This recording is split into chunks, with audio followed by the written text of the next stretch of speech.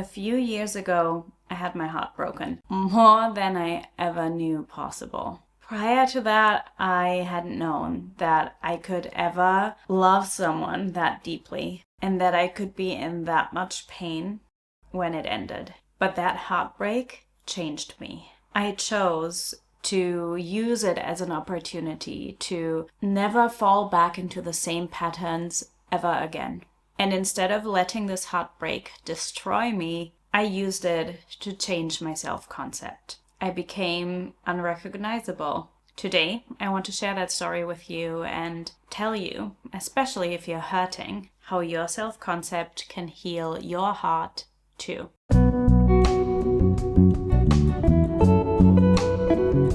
Hello, my loves. Welcome back to my channel, or welcome if you're new here. My name is Lorena. I'm a somatic self-concept and identity coach, and I support women to bridge the gap between how they currently perceive themselves and who they desire to be or become, so that you can break even the most persistent, unwanted patterns in your life, step into a completely new version of yourself, and finally create the reality that you desire and that you deserve. So a few years ago, I went through an intense heartbreak. I had fallen really hard for someone, but to be honest, that was not where it started. Let's backtrack just to give you some context about my relationship patterns at the time, my relationship patterns prior to this heartbreak. Because really, it's never about that one breakup, that one heartbreak, that one person. It exposes a pattern that likely went on much longer for you. It exposes wounds that you've not yet healed. It exposes parts of you that you've pushed aside and experiences that you may want to forget about. So for me, before I met this person, I had always experienced the same relational pattern with every person. It was so precise and accurate that it was almost comical. I would meet someone, date them for a month or two, and then they would either ghost me or it would end in some way. And usually that some way was that they just didn't want to commit. I just never dated anyone who wanted to commit to me. They would never fully choose or claim me, which was what I wanted the most. And the consequence of that was that I would almost get obsessive. I would get really attached to the fantasy of the person and who they could be rather than who they really were. So naturally, what did that pattern lead to? Deep down, I really didn't believe that I was worthy of love. And there was a part of me that wanted to be chosen by someone else so that I could finally feel worthy of love. I wanted to prove to myself that I was lovable. And I wanted to prove that to myself by getting someone else to love me. That was an unconscious pattern. That was not a conscious choice I made, obviously. But this is really what my relationship patterns were like before this particular heartbreak that I'm going to tell you about today. Just to show you that I had a really poor self-concept. But I didn't know that. I didn't have words for that throughout my life. All I knew was that I deeply wanted a relationship, that I wanted love. And honestly, when I think back to my childhood, I never thought this would be a problem. I thought I would live my life like everyone else I saw around me, which was I'd be married and have kids by the time I'm 30, which now I'm glad that that didn't happen. I thought I was definitely gonna have my first boyfriend by the time I was like 14, and that was just what I thought was gonna happen. But it didn't, and when that didn't happen, I started seeking the fault in myself. Because I didn't understand why it was happening for others but not for me. Now, fast forward to my 20s. I met someone, but it was different with him because I wasn't actually looking for anything serious. I wanted to keep it casual. Why did I want to keep it casual? Because at that point I had lost all faith. At that point, I didn't believe that I would find the love that I desired. So I was in a very avoidant, reactive pattern where I thought I'm just gonna have fun. if this isn't working out for me, I might as well keep it casual intentionally. But as the divine wanted it, this particular person that I just wanted to have something really casual with, I felt a really strong connection with. And I fell really, really hard for him, although I didn't want to, and for a long time I didn't even admit it to myself. Now, this was then around the same time I discovered manifestation. So I embarked on this manifestation journey in different areas of my life, and I had fun with it, and I played with it. And as it is, when you first learn about your ability to create your reality and your life the way you want, you get your ego to come in, and your ego is like, I'm gonna make this happen. Watch me. So when I met him, there was this part of my ego that came in and that wanted to manifest something just to prove to myself that I could do it. And you know what? It kind of worked. What I didn't anticipate was that I would actually fall in love, and that it wasn't just a project and something fun, but that love became really, really real. But what I want to pinpoint here is that when I manifested this relationship, how I went about that was yet again a perfect reflection of the same old pattern. It was a reflection of the way I felt about myself. It again and still came from the self-concept of someone who didn't feel wanted, didn't feel chosen, didn't feel worthy of being fully claimed, didn't feel worthy of being fully loved and met. It was amazing for some time. And then eventually it wasn't amazing anymore, and it all exploded and I fell on my face hard. So unfortunately, that relationship didn't work out. And there's many, many reasons for why it didn't work out at the time. And I'm not going to go into that because I do want to keep that private. But the fact that it didn't work out at that time, it was a gift at the end of the day. And deep down, I knew that, but it was hard to see at the time because it was so incredibly painful. But the reason it was a gift was because it opened up all the parts in me that didn't feel chosen, that was still seeking to be chosen by someone or something external from me. When you get your heart broken, it exposes your patterns. And I had to learn this the hard way. For me, the rupture that happened was really, really sudden. It happened from one day to the next. It was completely unexpected for me, although it was really a long time coming due to the self-concept that I brought with me into the relationship in the first place. But that rupture forced me to look at parts of myself and face parts of myself that I didn't want to see before. It forced me to look at beliefs I had that I had kind of pushed aside. It forced me to face reality rather than live in delusion. This is important because many people online will tell you that if you want to manifest a relationship, you just live in the end and you just live in your imagination. But sometimes that's not the best way to do it, because when you completely disregard what is happening around you, you're going to live in a fantasy rather than being embodied in the reality of being in that beautiful relationship. And a part of you is always going to know that, and therefore stay attached to the very reality you don't want. You can't just bypass or ignore your way into the reality you desire. But that is exactly what I tried.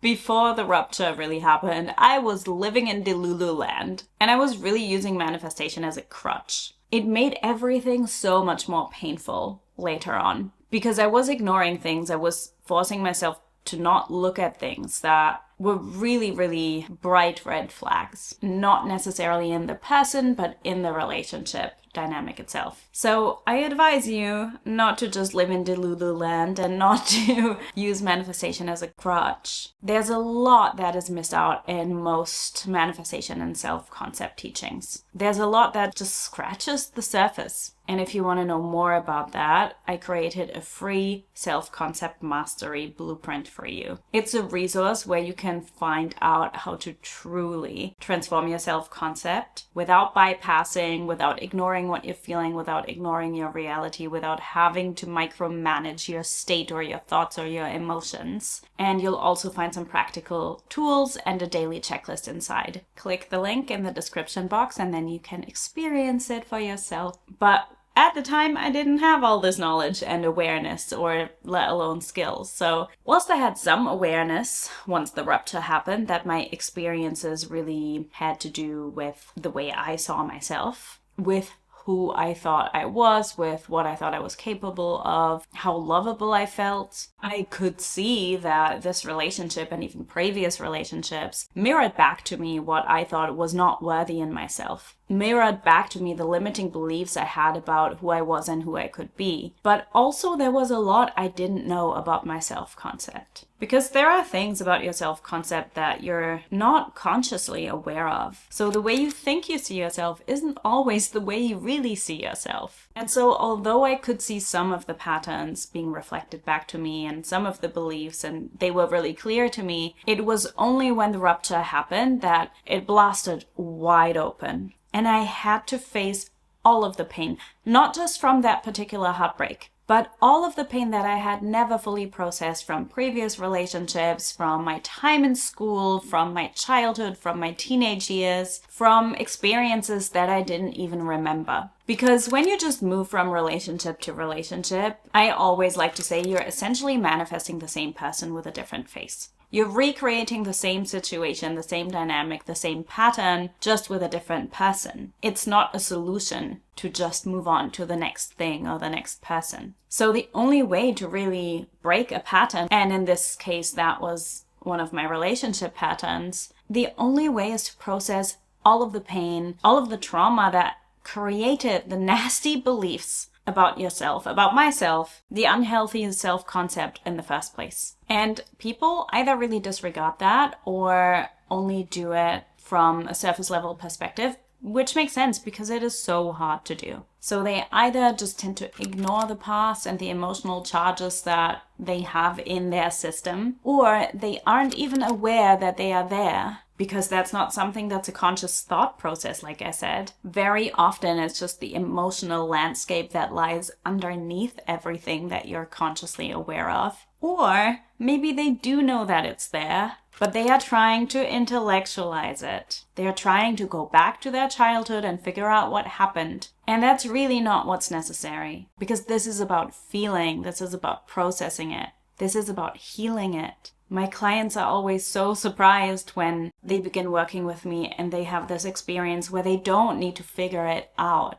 We just process and transmute it internally through the body, where you don't even need to know where certain wounds or beliefs came from. It can be helpful sometimes, but you don't have to know it. So it's about integrating what happened and moving forward with it, shaping a different self-concept, a different identity from the parts of you that were hurt way back when. And all of that, this shift in your self-concept, this lasting transformation that I experienced, that I had the pleasure and honor to guide countless women through over the years, that is what I now teach in my coaching program, Recreate Yourself. If you want to explore working with me and embarking on this journey of transforming your self-concept, breaking your patterns in relationships or other areas of your life, and creating a sustainable shift in your external reality, then you can check that out via the link in the description box below. One thing that happens when we transform your self-concept, and what really had to happen for me before I could rebuild myself, was that I had to let an old version of myself die. I had to fully grieve that relationship.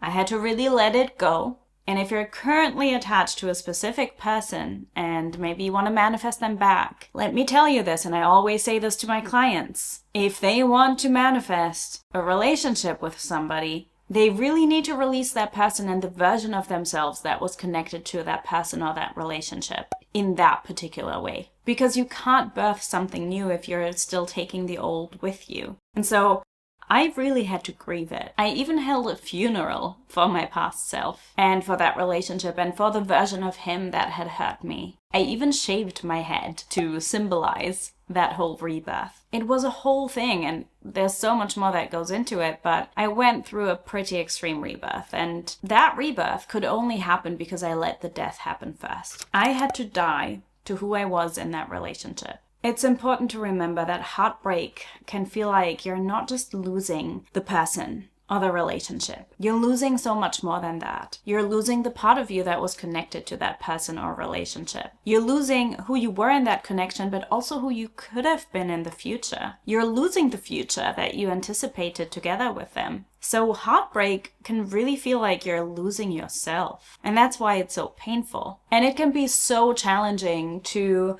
stop obsessing over the person that hurt you or who you're no longer with, especially when they are the one who ended it. And a lot of my clients, when they come to work with me initially, they are hung up on a specific person. And you know what? If that's you, it's so okay. It's not even any of my business whether they or you end up reuniting with the person you're into or whether you move on. The first step is always to work on their self-concept. That's always the first thing we do, because that will naturally change the relationship patterns. That will naturally heal their heart, because it reunites them with the person that's always going to be with them, themselves. It reunites them with themselves. So yeah, I had to let go of everything that was attached to that relationship.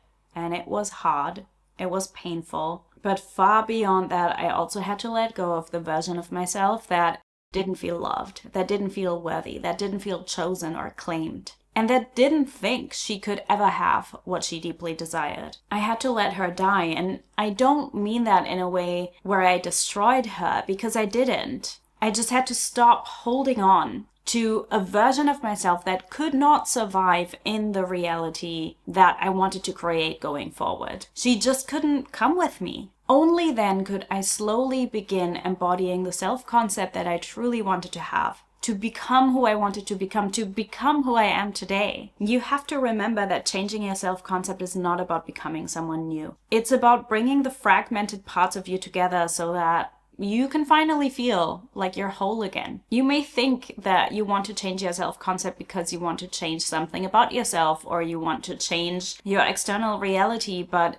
really it's because you want to become a version of you that you already know is somewhere deep inside of you. One of my clients said to me a few months ago, after she finished Recreate Yourself, I don't recognize myself, but I'm also still me. I'm just the version of myself that I always wanted to be. That's the difference. Now, rebuilding my self-concept after this heartbreak, that rebirth, not a quick process. I think you could tell, right? It was not something that happened overnight. It was not fast. And honestly, I wish that I had someone who could have truly guided me through this. I did hire a coach specifically to support me through healing my heartbreak. So that was really helpful at the time. And Recreate Yourself, my coaching program, already existed at that time that I went through that heartbreak, but it obviously evolved so much more through this and after I evolved into such a different version of myself. But I know it sounds weirdly arrogant, but I honestly wish I'd had a program like this when I went through this, when I went through my heartbreak and this immense identity loss, this immense ego death, because it really took a long time for me to become who I am today. And whilst I'm not for quick fixes at all, Recreate Yourself is also not a quick fix, by the way, but it wouldn't have needed to take this long if I'd had something very targeted, intentional and comprehensive. If I'd had that type of guidance that I'm now really honored to provide to others, I could have shifted so much faster and more efficiently without back and forth and without falling on my face again and again. But that being said, it will never be a quick fix because you really need to be present with the grief and you really need to allow it to unfold as well. And it takes however long it takes. But once I moved through that, once I began rebuilding myself, and once I really decided who I wanted to be from here on out, that's when I really started to integrate all the pain and to embody a new version of myself. And then I began to see it in my reality. I began to see that men would pay more attention to me. I began to see that I would feel more confident and more magnetic, that I would begin carrying myself differently, walking through life differently, that people would tell me, you're glowing, you've changed, what have you done? I also began to notice changes in my own perception, in my perception of men, in my perception of relationships, in my perception of couples that I saw around me. What was once jealousy turned into excitement and joy. What was once seeing limitation in men was me now seeing their value and their capacity to show up and to love. Which I think is also important in today's world because we get so much negative messaging around dating and relationships. And to an extent that's true, right? Because we're living in a world where it's all about dating apps and quantity over quality. And it can be very fast paced, so it's not all great. But if we approach everything from an attitude of negativity, we're never gonna get what we want. So it really depends on how you see yourself and how you show up when you're dating as well and when you're relating. But when I look back on that entire journey and on that heartbreak that I experienced, the grief that I had to feel, the death of that old version of myself, and the rebirth that I experienced, I can really say how grateful I am for every part of this experience because my pain became my superpower. What I thought I couldn't survive became who I am today. So heartbreak can really be the catalyst that shows you what you truly believe about yourself. There's no denying or hiding anymore. It's all raw and out in the open. It exposes your self-concept. But the gift in this is that you then get to change who you think you are and you get to bring that version of you that you always wanted to be to the surface, provided you know how to do this. And you get to bring it into the next relationship with you. Getting your heart broken is a good thing because breaking your heart means opening your heart. A broken heart cannot be closed. And I could tell you that the most important shift that I experienced in my self-concept is that I now feel loved and that I now feel worthy and that I now feel magnetic and that I now see all these shifts in my external reality and that my relationships have changed and my attitude has changed. And yeah, that would all be true. That all is true. But really, the single most important shift in my self-concept is that I feel so much more whole. I haven't lost the parts of me that got hurt. I reclaimed them. And I've just become so much more of me. And that is what makes me more magnetic. That is what created a state in which I feel loved and lovable. It wasn't me telling myself that I'm now lovable. It was reclaiming and owning and integrating all the parts of me that used to never feel lovable. So if you keep repeating the same heartbreak story or the same relationship pattern, then the culprit is in your self-concept. Because your self-concept determines the patterns that show up again and again in your life. So if you want to do this work with me, Recreate Yourself is linked below. But also, if you're going through heartbreak right now, if you struggle with feelings of unworthiness or you feel unloved or unseen or unchosen, or not met in a relationship, know that your grief also serves a purpose. And that you cannot change your self-concept. You cannot become the woman you want to be, the woman who does feel loved and who does feel claimed and chosen and worthy, without letting that old version of yourself die. Let me know how this resonated with you. If you like this video, please do leave a like. This is the thing with the algorithm. And please subscribe if you haven't already, if you want to see more videos from me. And then I hope to see you next week when I will share a video with you about how to access the parts of you that already believe in the reality you want to create. I'll see you next week.